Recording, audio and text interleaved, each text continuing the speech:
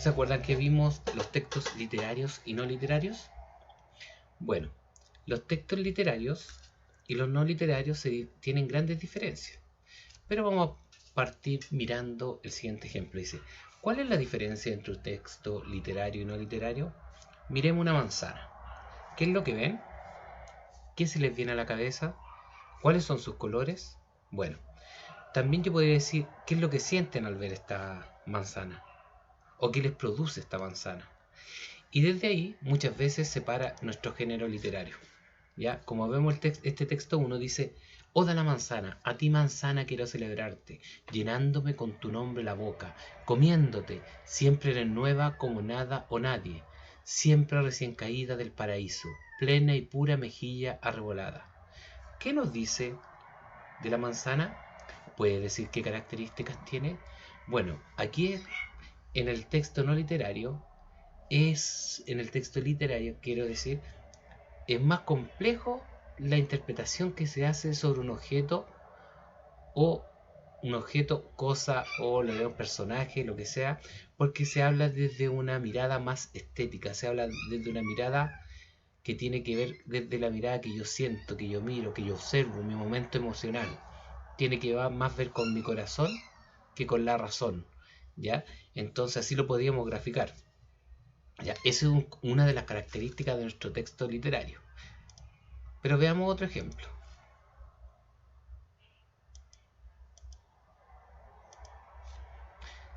Este texto, ¿qué nos dice? Primero, nos habla de los beneficios de la manzana. Nos dice que esta tiene un tipo de vitamina, que es la histidina, que contiene y estimula la producción de jugo gástrico, sirve para combatir el insomnio, sirve como desinfectante bucal, regula el pH, reduce los niveles de colesterol y la glucosa, mejora la memoria y es diurética. Entonces, esos son conocimientos que son objetivos y son científicos, son certeros. Todos podríamos probar que tienen esas características las manzanas. Entonces, podríamos hacer la primera diferencia. El texto no literario nos presenta la mirada desde una mirada que todos podemos observar y que todos podemos validar. O sea, todos podemos investigar que la manzana tiene estas características. ¿Cuáles son las? Dice, veamos algunas diferencias. Por ejemplo, el texto literario dice que se maneja en un lenguaje connotativo, ¿ya? ¿Qué es un lenguaje connotativo? O sea, es un lenguaje que está cargado de significados simbólicos y subjetivos, o sea, de mis sensaciones, de mis sentimientos. Y la información no es objetiva, o sea, yo puedo ver algo, puedo mirar algo en un momento y lo puedo encontrar bello en un momento, pero en otro momento de mi vida, dadas las circunstancias, dadas las situaciones, lo puedo encontrar feo, lo puedo hasta encontrar que no tiene nada que ver conmigo.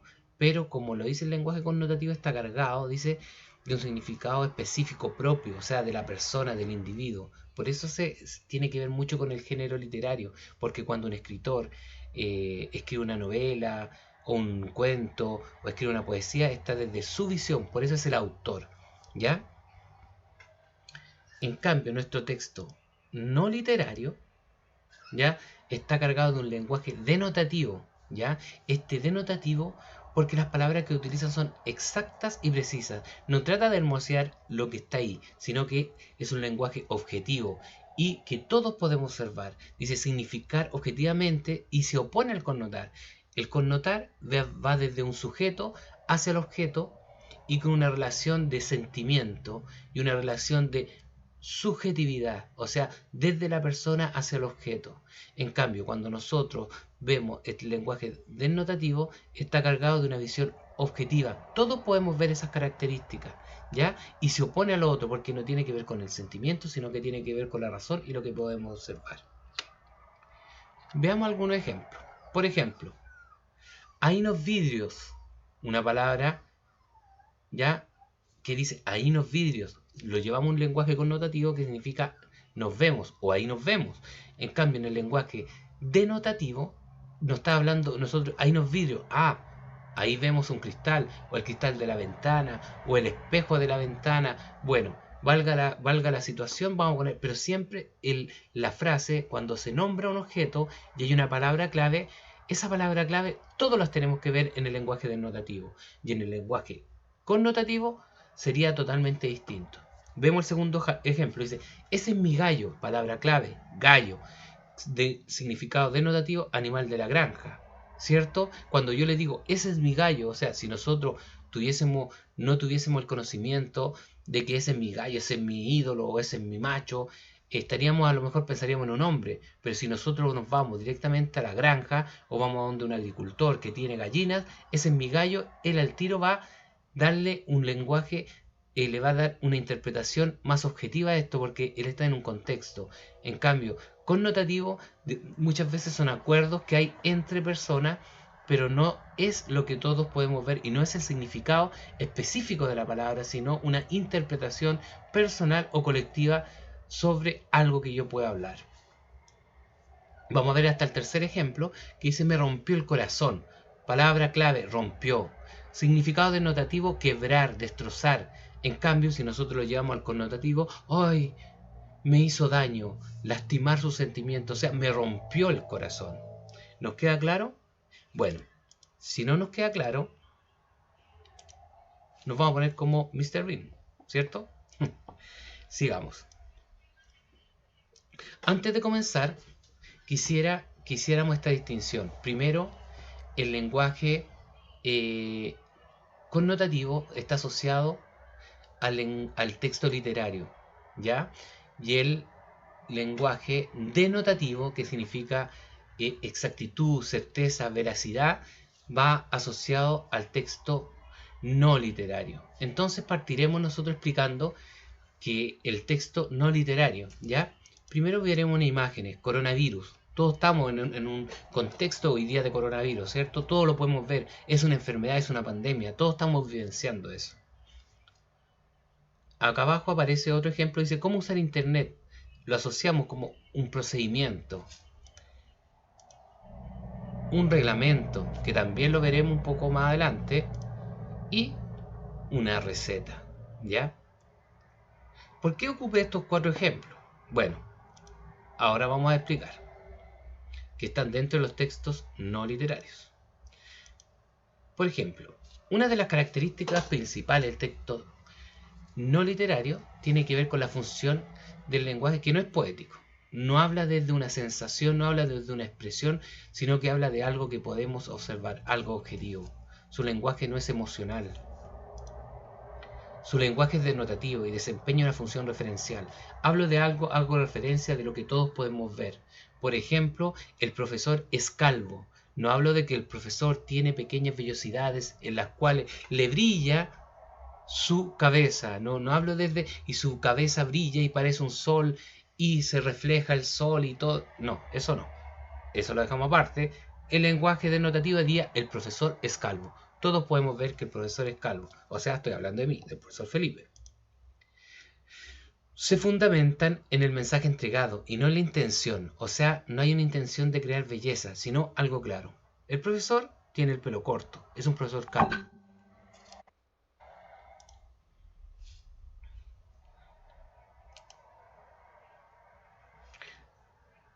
Son racionales más que emotivos, diciéndolo anteriormente. Por ejemplo, nosotros hablamos de lo que es, de lo verdad, no lo cargamos, no tratamos de disfrazar las cosas. No es como decir, oh, este se está yendo por los palos, ¿ah? O se fue por la tangente. No. Nosotros hablamos de lo que es, de lo racional, de lo que todos podemos ver, de lo que es verdad, de lo que tiene una validez frente a todos los ojos del mundo y de lo que podemos observar dentro de un colectivo. Son objetivos y vamos a ver los tipos de textos no literarios. Algunos tipos de textos narrativos no literarios son informativos, como la noticia, las crónicas, los reportajes; instructivos, recetas, instrucciones de diversos productos; y normativos, leyes, normas, decretos u otros. Iremos por los primeros, por los informativos. Los textos informativos tienen por objetivo transmitir la información sobre un hecho o un tema concreto. Este tipo de textos pretenden ser objetivos, dado que su intención es informar. Además deben facilitar la comprensión de la temática explicada y dar suficientes detalles como es para que el lector pueda entender qué es lo que se le está explicando. O sea, el lenguaje tiene que estar cargado de esta explicación objetiva y tiene que impresionar al lector. No puede dejar de lado eso. Él tiene que buscar un lenguaje que sea accesible para quien lo va a tener y un lenguaje totalmente comprensible. ¿Estamos claros?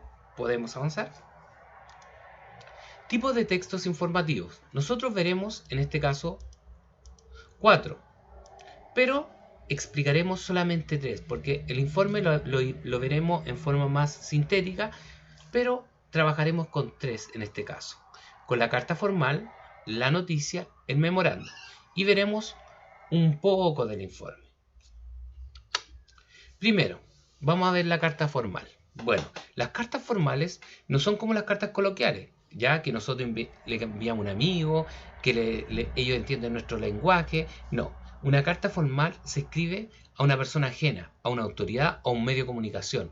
Por ejemplo, o bien cuando el tema que se trata se requiere de formalidad. O sea, yo no puedo hablar de una carta formal si la escribo con un lenguaje que ocupo cotidianamente. O sea, que no se me salgan algún tipo de, por ejemplo, amigo o algún tipo de improperio. Ese tipo de mensaje no podría ir en una carta formal. La carta formal va desde una simetría lingüística. O sea, yo trato de ver a un otro sobre mí para yo mostrarle un tipo de referencia. Por eso dice que es más referencial, ¿ya? En este caso vamos a ver la estructura.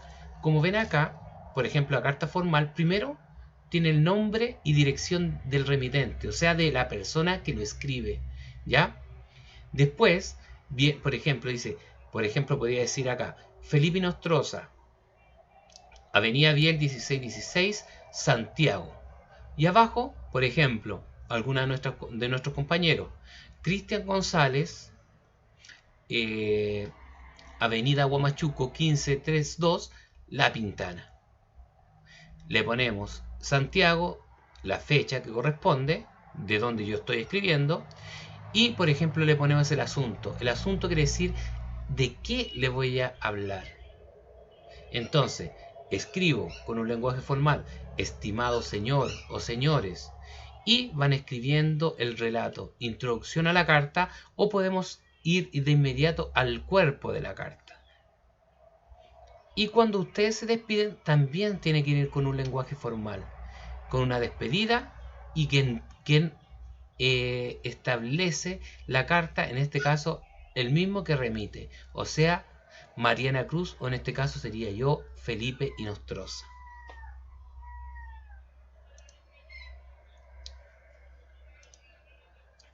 Vámonos a la noticia. La noticia dice: la noticia es una información sobre un hecho o un conjunto de hechos dentro de una comunidad, sociedad o ámbito específico que resulta relevante y novedosa o inusual. La palabra como tal proviene del latín noticia. Las noticias son relatos de los eventos o acontecimientos importantes en un día o una semana.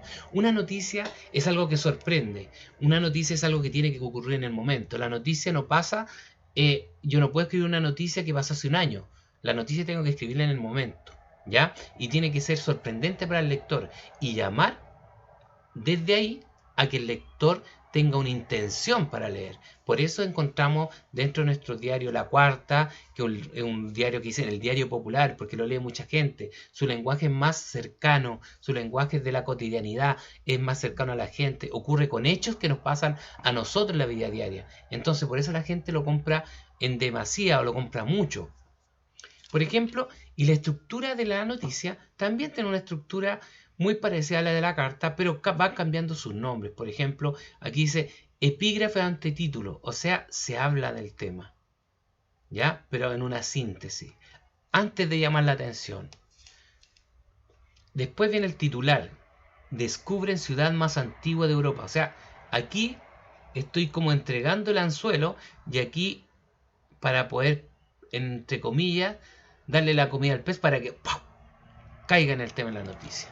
En la bajada de título voy y expongo algunas situaciones que ocurrieron aquí en esta noticia, pero no doy toda la información, sino que voy entregando de a poquito para que de a poco vayan picando el anzuelo, como se dice en un lenguaje coloquial. Y después hago la noticia y relato y pongo los hechos de la noticia, que van también determinados con eventos que llamen la atención para el lector o eventos que sucedieron durante el proceso de la noticia. No puedo yo hacer una noticia sin que tenga un cuerpo, y en este caso el cuerpo de la noticia está constituido, puede ser el lead completo o la entradilla junto con el cuerpo, o puede ser el cuerpo de la noticia, ¿ya? Entonces aquí nosotros vamos relatando y hacemos una descripción de la noticia que sea llamativa para el lector.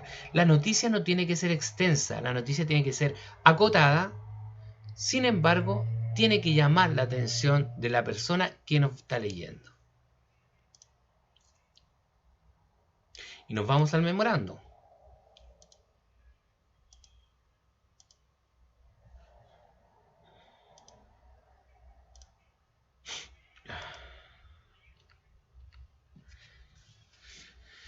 El memorando. Este sí que es un tipo de documento súper acotado. Y este se utiliza dentro de una casa, dentro de una empresa, podríamos decir, ¿ya? Y son los pequeños mensajes cortitos que nosotros podríamos mandarnos entre familias, pero esto llevado a un lenguaje más formal. Por ejemplo, en una empresa. Si yo quiero, por ejemplo, del departamento comercial y le mando del departamento de ventas, ¿cierto? O, por ejemplo, el departamento de recursos humanos y entrego la información que va a hacer o que voy a trabajar durante el día. Y esto tiene que tener una estructura. Todos dicen memorando, por ejemplo, aquí le pusieron Mecatienda. Puede ser Supermercado Líder, Jumbo, Easy, Falabella, local de la tienda de la señora Juanita. Mientras tenga funcionario y uno quiera darle una formalidad, uno puede ir entregando estos. Por ejemplo, dice, para comerciales, ¿de dónde? Del departamento de venta. Fecha, tanto. Asunto, campaña navideña. Y yo le doy esa estructura. Yo le puedo dar cualquier estructura, pero siempre está dentro de un negocio, dentro de una empresa o dentro de una microempresa, puede ser, y dentro de una organización. ¿Ya? Se les comunica que durante el próximo mes de diciembre se llevará a cabo la campaña de Navidad. Yo le invito o yo le informo a los demás trabajadores, funcionarios, a establecer un tipo de comunicación sobre algo acotado. Nada más que eso. Puede ser una llamada de atención, puede ser una información sobre una campaña, o puede ser cualquier tipo de información que nosotros queramos masificar dentro de una organización. Esto no es para afuera, sino que es para dentro de la organización.